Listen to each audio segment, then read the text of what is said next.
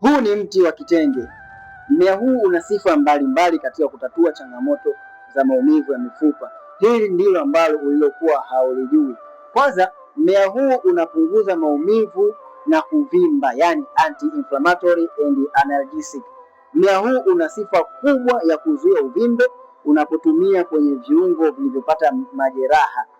Na mmea huu unasaidia kupunguza maumivu makali na kuzuia uvimbe wa misuli na kupunguza maumivu ya magonjwa ya viungo kama vile yabisi kavu au taratibu za baridi yabisi kama arthritis. Sasa unapoweza kutumia mmea huu kwa ajili ya kuondoa changamoto yako, unaweza ukakusaidia sana. Na kama hujui namna gani unaweza kutumia mmea huu, unaweza ukaandika neno nifunze ili niweze kukuandalia mfumo sahihi ambao unaweza kufuata na kuondoa changamoto yako.